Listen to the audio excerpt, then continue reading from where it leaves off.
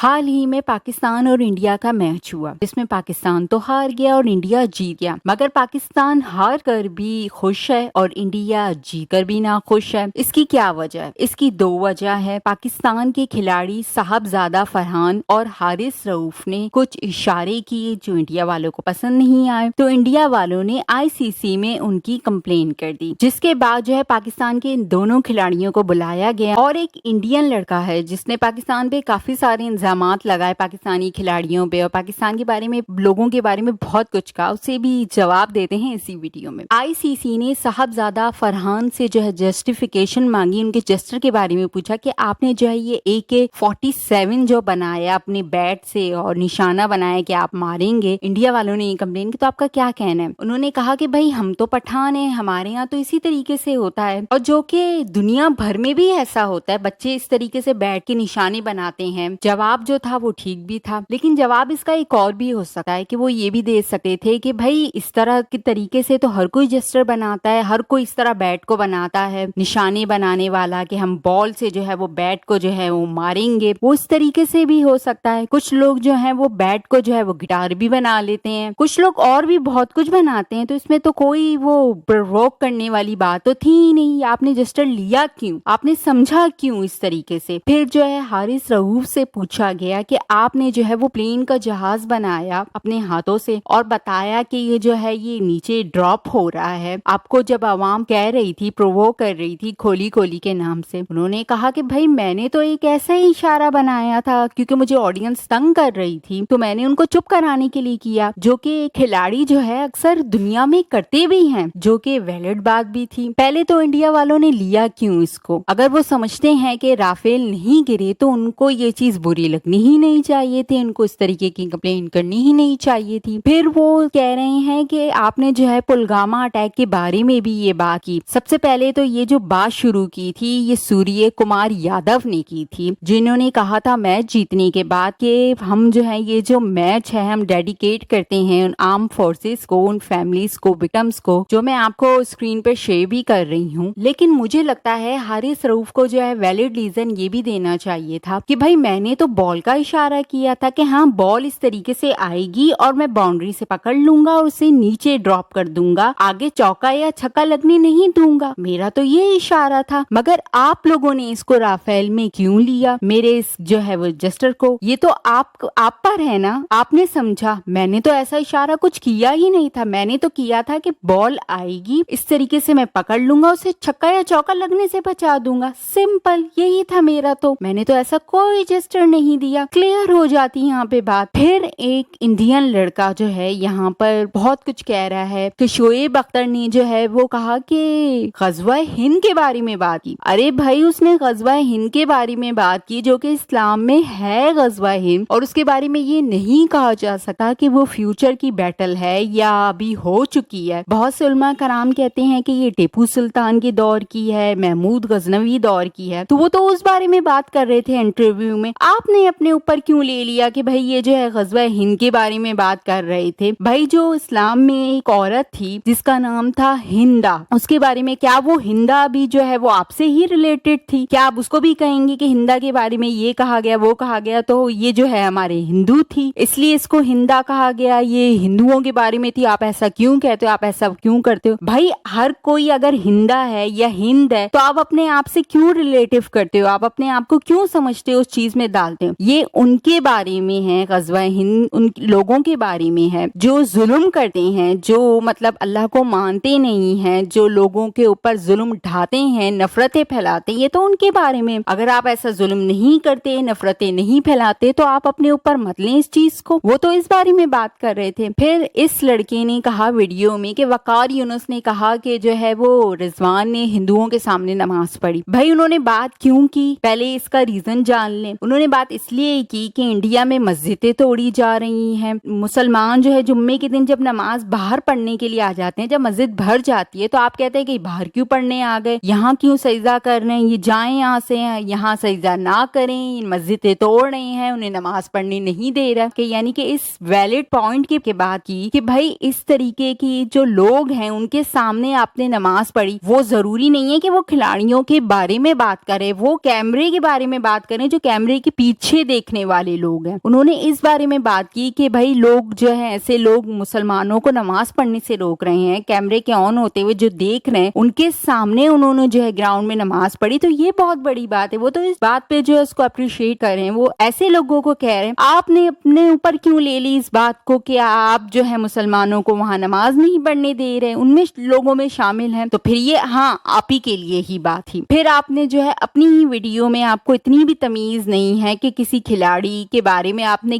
गाली दे के बात कर रहे हैं। आपको तमीज नाम की चीज ही नहीं है। आप किसी और तरीके से बात कर देते, आप किसी और तरीके से जो है उन्हें लकब दे देते। आपको तमीज भी नहीं है इस बात की कि आप किसी से बात कर रहे हैं, वो भी इतने बड़े प्लेटफॉर्म पे आके आप किसी को गाली दे रहे हैं। ऐसा लग रहा है कि गली में ना जो है ना मोहल्ले में लड़के जमा होते हैं, जहाँ बात कर रहे होते अबे ये अबे वो फलाने। तो किसी ने मशवरा दे दिया इन्हें कि भाई जाओ तुम जो है ना जाके रिकॉर्डिंग करो, रील बनाओ, वीडियो बनाओ, सोशल मीडिया पे आ जाओ। ये नहीं सोचा कि भाई सोशल मीडिया पे आने कोई वर्डिंग होती है कि इस तरीके की जो लैंग्वेज होती है वो इस्तेमाल नहीं की जाती, अच्छी तरीके से नहीं बोलना आ रहा आपको तो आप मत बोलें। फिर इन्होंने कहा कि भाई एक जो शख्स है, पाकिस्तानी खिलाड़ी है, वो दूसरे खिलाड़ी को कन्वर्ट कर रहे हैं, यानी कि इस्लाम में कन्वर्ट कर रहे हैं। पहली बात है कि आपने क्या उनके बीच में खड़े थे, आप उनके बीच में जो आप बात कह रहे हैं इस तरीके की, आपको पता है कि क्या बात हुई क्या नहीं हुई। बाद में शहजाद ने जो है उस बात को क्लियर किया था कि भाई वो मुझसे पूछ रहे थे, कोई चीज पूछ रहे थे, तो मैंने उसको उस बात का जवाब दिया, सिंपल। उन्होंने तो ये कहा, उन्होंने तो कन्वर्ट करने वाली कोई चीज नहीं की। वो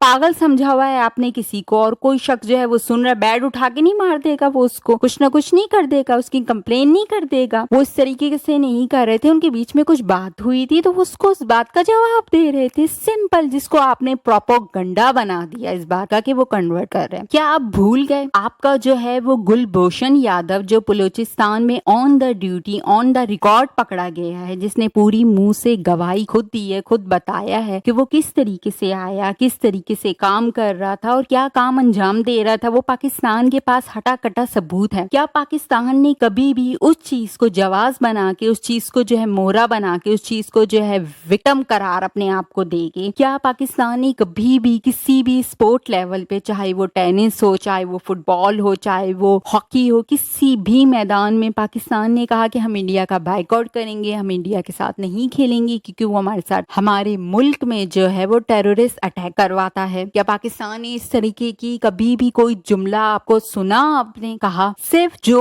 दो लोगों ने जो है जो जेस्चर दिया, आपने उसको किसी और चीज में कन्वर्ट करके आपने ऊपर ले लिया और उसके ऊपर जो आपने शिकायत भी कर दी। वाह, सबसे पहले तो आपने पहले बात की थी, उसका जवाब दिया था पाकिस्तान ने, तो आपको बुरा लग गया। पहले तो पाकिस्तान ने जो है अटैक का जवाब नहीं दिया था, पाकिस्तान ने सिर्फ अपना डिफेंस किया था, जिसमें आपके 6 जेट जो है वो गिर गए। अगर सबूत की बात की जाए तो पाकिस्तान ने सबूत भी प्रोवाइड किया था। रिकॉर्डिंग जो थी, जो आपके राफेल जहाज से है पाकिस्तान ने की थी, वो रिकॉर्डिंग पाकिस्तान ने इंटरनेशनल मीडिया पे रखी है। तो क्या लगता है इंटरनेशनल मीडिया ने जो है उसको टेस्ट नहीं किया होगा, उसको चेक नहीं करवाया होगा कि वो असली है या नकली? अगर नकली होती तो पूरी इंटरनेशनल मीडिया चीख चीख कर ये कहती कि ये गलत है, असली है इसलिए चुप है। और इंडिया के जो एयरफोर्स के चीफ हैं, उन्होंने इस बात की वजाहत भी की कि जब उनसे पूछा गया कि आपके कितने नुकसान हुआ है, आपके कितने जेट गिरे हैं, तो उन्होंने कहा कि हम ये बात नहीं बता सकते ताकि पाकिस्तान को फायदा हो और वो इस बात का फायदा उठा सके। यानी कि जहाज गिरे हैं तो उन्होंने बात की है, अगर नहीं गिरे होते तो साफ डिनाई कर देते, लेकिन उन्होंने ऐसा नहीं किया, तो इस बात का सबूत आपको मिल वहीं से गया है। और सबसे अहम, राफेल की जो प्राइस मार्केट वैल्यू है वो भी ड्रॉप हो गई और फ्रांस ने कहा कि मैं जो है आपकी कंट्री में आके आपके जो राफेल जहाज है जो हमने दिए हैं उसको चेक करना चाहता हूँ कि क्या नुकसान हुआ क्या नहीं, कैलकुलेशन करने के लिए भी आना चाहते थे। तो why are you saying no?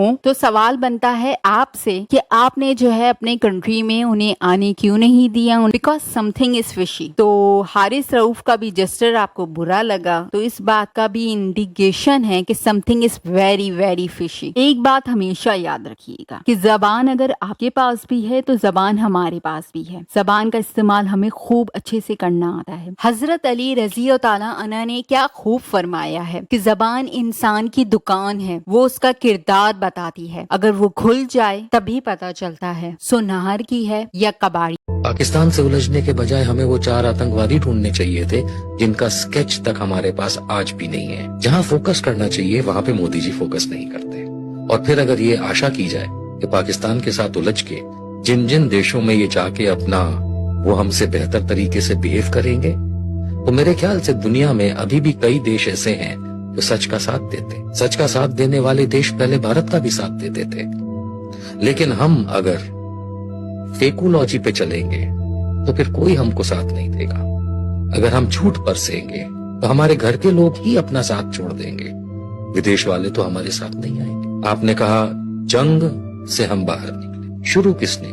हम अगर ये ना समझ पाए कि जबरदस्ती हम पाकिस्तान के साथ उलझ रहे थे, तो फिर आगे समझना ही मुश्किल हो जाए। कोई जरूरत नहीं थी कि हम पाकिस्तान से उलझे।